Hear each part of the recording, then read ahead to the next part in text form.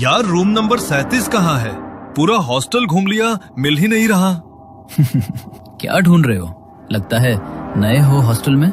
हाँ, आज ही आया हूँ। सब फ्लोर चेक कर लिए, 3rd, 2nd, लेकिन रूम 37 कहीं नहीं दिखा। ओह, वो रूम बंद है। उसे 4थे फ्लोर पर शिफ्ट किया गया है। ऊपर जाओ, वही मिलेगा। अच्छा, ठीक है, थैंक यू। वैसे एक बात बताऊं, तेरे रूममेट्स थोड़े टेढ़े हैं। रैगिंग से थोड़ा बचकर रहना। ओह, ओके। समीर उसकी बात सुनकर थोड़ा डर गया। पहली बार गांव से बाहर पढ़ने आया था। रैगिंग का नाम सुनते ही दिल में अजीब सी बेचैनी भर गई। वो अपने रूम में पहुंचा। अंदर कोई नहीं था। थका हुआ था, इसलिए बैग नीचे रखा और सीधा बेड पर लेट गया। कुछ देर बाद नींद में उसे लगा जैसे कोई हिला रहा हो, और तभी उसके चेहरे पर किसी ने ठंडा पानी फेंक दिया। वो चौंक कर उठ बैठा। अरे, हमारे आने से पहले सो भी गया तू? नया मुर्गा है और हमें सलाम किए बिना बेड पर चढ़ गया। वो जब आया तो कोई नहीं था। बहुत थक गया था इसलिए सो गया। सॉरी। अरे नहीं मुन्ना, सिर्फ सॉरी बोलने से कुछ नहीं होता। पैर छूकर माफी मांग और फिर बाहर जाकर मुर्गा बन, कुकड़ू कू कर सबके सामने। नहीं, प्लीज प्लीज मत करो ऐसा। मैं नहीं कर पाऊंगा। मैं हाथ जोड़ता हूँ, प्लीज मत कराओ ये सब। ओहो, शर्म आ रही है तो फिर एक और चैलेंज ले ले। डरपोक नहीं निकले तो इज्जत बच जाएगी। 3rd फ्लोर पर रूम नंबर 36 के पास एक पुराना कमरा है, बिना नंबर वाला। वही पुराना रूम 37। सुना है वहाँ एक लड़के ने सुसाइड किया था। उसकी आत्मा आज भी वहीं भटकती है। अगर हिम्मत है तो वहाँ जा। बस 10 मिनट रुक जा, अंदर कर लेगा? क्या? वहाँ जहाँ किसी ने सुसाइड किया था? नहीं यार, प्लीज। तो फिर बाहर जाकर मुर्गा बन जा। दोनों में से एक चुन, रूम या रैगिंग। अगर दोनों से मना किया तो कल सुबह तक तेरा नाम हॉस्टल से गायब होगा। ठीक है, जाऊंगा। अच्छा बच्चा, तो फिर रात के ठीक 12 बजे जाएगा, अभी नहीं। और हाँ सुन, ये ले रूम की चाबी। बिना चाबी के अंदर कैसे जाएगा? लेकिन अभी मत जाना। असली मजा तो तभी है जब घड़ी रात के ठीक 12 बजाए। समझ गया ना? विक्की और उसके दोस्त हर नए स्टूडेंट के साथ यही करते थे। रैगिंग के नाम पर इतना डराते कि कोई उनके खिलाफ बोलने की हिम्मत नहीं करता था। विक्की ने समीर के फोन में अपना नंबर सेव किया और जाते जाते उसे वो पुरानी रूम की चाबी पकड़ा दी। समय बीता। घड़ी की सुई धीरे धीरे 12 के पास पहुंचने लगी। समीर अपने बिस्तर पर बैठा कांप रहा था। दिल जोर से धड़क रहा था। फिर उसने एक गहरी सांस ली और नीचे 3rd फ्लोर की तरफ चल पड़ा। जैसे ही वो सीढ़ियों से नीचे पहुंचा, उसके फोन पर विक्की की वीडियो कॉल आने लगी। ना चाहते हुए भी समीर ने कॉल उठा ली। अरे वहीं क्या जम गया बे? चल आगे बढ़, दरवाजे तक जा और ताला खोल। हाँ, जा रहा हूँ। समीर ने फोन का बैक कैमरा ऑन किया, धीरे धीरे आगे बढ़ा और पुराने रूम नंबर 37 के सामने जाकर रुका। उसने चाबी ताले में डाली। धातु की चर चर आवाज पूरे कॉरिडोर में गूंज उठी। दरवाजा खुलते ही अंदर से सड़ांध की बदबू का झोंका आया। समीर ने कांपते हुए अपने फोन की टॉर्च ऑन की और तभी वीडियो कॉल अचानक कट हो गई। अरे, ये वीडियो कॉल तो कट हो गई। दोबारा करता हूँ, वरना ये सब बोलेंगे कि मैंने जानबूझकर वीडियो कॉल कट की और सबके सामने रैगिंग करेंगे मेरी। समीर ने उन्हें दोबारा से वीडियो कॉल की, लेकिन कॉल लग ही नहीं रही थी। तभी उसे कमरे में किसी की हलचल महसूस हुई, जैसे कोई अपने दबे हुए कदम बढ़ाते हुए उसी के पास आ रहा हो। कौन है? कौन है यहाँ? समीर के इतना पूछते ही वहां पर होने वाली कदमों की वह हलचल अचानक शांत हो गई। समीर को भी लगा शायद वो उसका वहम है, मगर तभी कमरे की खिड़की अचानक खुली और तेज आवाज के साथ बजने लगी। अचानक किसी ने पीछे से समीर का पैर पकड़ा और समीर मुंह के बल जमीन पर गिर पड़ा। उसके माथे से खून बह रहा था। वो घबराता हुआ जल्दी से उठा और दरवाजे की तरफ भागने लगा, पर जैसे ही उसने दरवाजा खोलने की कोशिश की तो दरवाजा मानो जाम हो गया। तभी समीर को अपनी गर्दन पर किसी की गर्म सांसें महसूस हुई। उसके कंधे पर किसी ने अपना हाथ रखा। समीर घबराकर जोर से चिल्लाया और उसने जैसे ही पीछे मुड़कर देखा तो जतिन और राकेश उसके पीछे खड़े थे और उसकी वीडियो बनाते हुए जोर जोर से हंस रहे थे।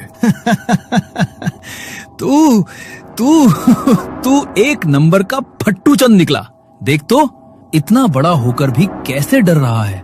तेरी तो हमने वीडियो बना ली है और अब तेरी ये वीडियो पूरा कॉलेज देखेगा। नहीं, प्लीज प्लीज ऐसा मत करना। देख, ऐसा तो होगा। अब रूल तो सबके लिए एक जैसा ही है ना। रैगिंग तो सब स्टूडेंट्स की होती है। तेरी नहीं हुई तो पुराने वालों के साथ अन्याय हो जाएगा। एक काम कर, इसके कपड़े भी उतार, उसकी भी वीडियो बनाएंगे, फिर असली वीडियो पब्लिश होगी। नहीं, प्लीज नहीं। वे दोनों जबरदस्ती समीर को उसके कपड़े उतारने के लिए परेशान करने लगे, मगर समीर ने उन्हें धक्का देकर वहां से भागकर रूम में जाकर बैठ गया। रूम में विक्की था। उसे देखकर विक्की गुस्से से भर गया। तू भागकर ऊपर आ गया। हमारी एक बात ना मानने का अंजाम तुझे पता है। कितना बड़ा खामियाजा भुगतना पड़ेगा अब तुझे इसका। विक्की समीर की ओर बढ़ ही रहा था कि तभी उन्हें राकेश के चिल्लाने की आवाज आई। उसकी आवाज सुनकर विक्की जल्दी से नीचे की तरफ भागा और देखा कि जतिन उस बंद कमरे के बाहर खड़ा है और राकेश वहां पर नहीं है। राकेश कहाँ है? और तू ऐसे बुत बनकर क्यों खड़ा है? बोल ना, क्यों चिल्ला रहा था राकेश? वो समीर जैसे ही ऊपर भागा तो अंदर किसी के पैरों की आवाज आई। राकेश तो आराम से खड़ा था, कोई और दिख भी नहीं रहा था वहाँ, मगर किसी ने उसे पकड़ा और खिड़की से धक्का दे दिया। क्या? ये तू क्या बोल रहा है? नीचे सब लोगों की भीड़ लग गई है यार। अगर मैं फंस गया तो, क्योंकि अंदर उसके साथ कमरे में मैं ही था। डर मत, कुछ नहीं होगा। पहले नीचे चलते हैं हम। वो दोनों घबराते हुए नीचे गए तो वहां हॉस्टल के सभी बच्चों और टीचर्स का जमावड़ा लगा हुआ था। नीचे जमीन पर राकेश की डेड बॉडी पड़ी हुई थी। थोड़ी देर बाद पुलिस की टीम आई और उसकी बॉडी को वहां से उठाकर ले गई। पूछताछ के लिए उन्होंने स्टूडेंट्स से बात की और सीसीटीवी की फुटेज चेक की। पहले तो उन्हें जतिन पर शक हुआ, मगर जतिन ने जब अपने फोन की वीडियो उन्हें दिखाई तो पुलिस वालों को उसे छोड़ना पड़ा, क्योंकि उसके खिलाफ उन्हें कोई ठोस सबूत नहीं मिला। एक हफ्ता बीत गया। जतिन और विक्की राकेश की मौत के सदमे में थे। बहुत दिनों बाद आज उन्हें नींद आई थी, मगर जैसे ही घड़ी में रात के ठीक 12 बजे उनकी खिड़की पर एक दस्तक हुई। उस आवाज से जतिन की नींद टूट गई। उसने उठकर देखा तो आसपास कोई नहीं था, मगर जैसे ही वो वापस अपने बिस्तर की तरफ जाने लगा, पीछे से उसे किसी का धक्का लगा और उसका सिर सीधा सामने टेबल पर जाकर लगा। उसके माथे से खून निकलने लगा। वो डरता हुआ पीछे की तरफ मुड़ा तो एक भयानक परछाई उसके सामने खड़ी थी, जो उसी की तरफ बढ़ती हुई आ रही थी। डर के मारे जतिन के मुंह से चीख भी नहीं निकल पा रही थी। उस परछाई ने उसे हवा में उठाया और सामने की दीवार की तरफ फेंक दिया। वो दीवार में इतनी जोर से जाकर लगा कि उस आवाज से कमरे में सो रहे विक्की और समीर की नींद टूट गई। समीर ने जल्दी से रूम की लाइट ऑन की तो देखा कि जतिन जमीन पर गिरा हुआ है और सामने की दीवार उसके खून से सनी हुई है। उसे देखकर वो दोनों घबरा गए और उसकी तरफ दौड़े। ये क्या हो गया तुझे जतिन? ये सब किसने किया तेरे साथ? मैं अच्छी तरह जानता हूँ ये सब तूने ही किया है समीर। अगर जतिन को कुछ हुआ तो मैं तुझे छोड़ूंगा नहीं। विक्की ने जतिन को उठाया और हॉस्टल की गाड़ी में उसे जल्दी से अस्पताल लेकर गए। डॉक्टर ने उसके माथे पर सिलाई कर बैंडेज किया, मगर उसकी सिलाई अपने आप खुलने लगी, जैसे कोई जानबूझकर उन्हें उखाड़ रहा हो। जतिन इतने दर्द में था कि उसकी चीखें पूरे अस्पताल में गूंज रही थीं। डॉक्टर, विक्की और समीर जल्दी से उसके पास दौड़े तो उसका पूरा चेहरा खून से भर गया था और वो बड़े ही भयानक तरीके से चिल्ला रहा था। डॉक्टर ने उसे संभालने की कोशिश की, मगर वो अचानक हवा में उठ गया और बहुत तेजी से जमीन पर गिर पड़ा। नीचे गिरते ही उसकी मौत हो गई। किसी को भी अपनी आंखों पर यकीन नहीं हो रहा था कि जतिन के साथ ये सब कैसे हुआ। विक्की सदमे में था, क्योंकि पिछले एक हफ्ते में उसने रहस्यमय ढंग से अपने 2 दोस्तों को खो दिया था। कुछ दिन बाद वो हॉस्टल के अपने कमरे में बैठा था। तभी समीर कमरे में आया और अंदर आते ही विक्की उस पर झपटा। मुझे अच्छी तरह पता है ये सब तूने किया है। बोल ना साले, तूने ही किया है ना? तू यहाँ आया है तभी से ये सब हो रहा है। मेरे 2 दोस्त मारे गए, मैं तुझे छोड़ूंगा नहीं, मार डालूंगा मैं तुझे। विक्की ने दोनों हाथों से समीर की गर्दन दबानी शुरू कर दी, मगर समीर के चेहरे के भाव देखकर विक्की का दिल बैठ गया, क्योंकि समीर के चेहरे पर एक भयानक मुस्कान थी और उसकी आंखों से खून टपक रहा था। डर के मारे समीर की गर्दन से विक्की के हाथ की पकड़ छूट गई और वो अपने कदम पीछे हटाने लगा। अभी तो बस उन दोनों की ही जान गई है, लेकिन तेरा मरना तो अभी बाकी है। जब तक मैं तुझे नहीं मार लूंगा तब तक मेरा बदला पूरा नहीं होगा। बदला? कैसा बदला? तुम्हारा दिमाग तो खराब तो नहीं हो गया है समीर? तुम ये कैसी बातें कर रहे हो? किस बात का बदला लेना चाहते हो तुम मुझसे? बदला याद करो 11 सितंबर की रात तुमने क्या किया था? भूल गए हो? या मैं याद दिला दूं? समीर ने जैसे ही 11 सितंबर का नाम लिया तो विकी की आंखों के सामने मानो एक फ्लैशबैक चल पड़ा। तुम लोग प्लीज मुझे परेशान करना बंद कर दो, मेरी वो वीडियो डिलीट कर दो, वरना मैं इस खिड़की से कूद जाऊंगा। अरे तो कूद जाना, तेरे कूदने से हमें क्या मतलब? तू चाहे जी या मर, इससे हमें कोई लेना देना नहीं है। वीडियो तो डिलीट नहीं करेंगे, कूदना है तो कूद जा। नवीन खिड़की के पास खड़ा था।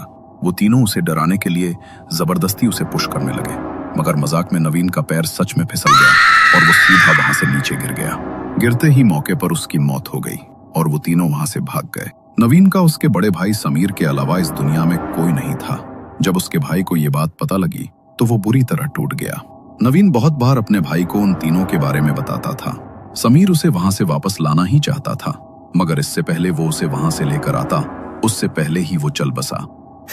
तू चिंता मत कर मेरे भाई, तेरा बदला तो मैं लेकर ही रहूंगा। मैं अच्छी तरह जानता हूँ उन तीनों ने ही तेरे साथ ये सब किया है, मैं उन्हें छोड़ूंगा नहीं। समीर ने अपने आंसू पोंछे और एक पुराने बुक स्टोर से वो किताब लेकर आया।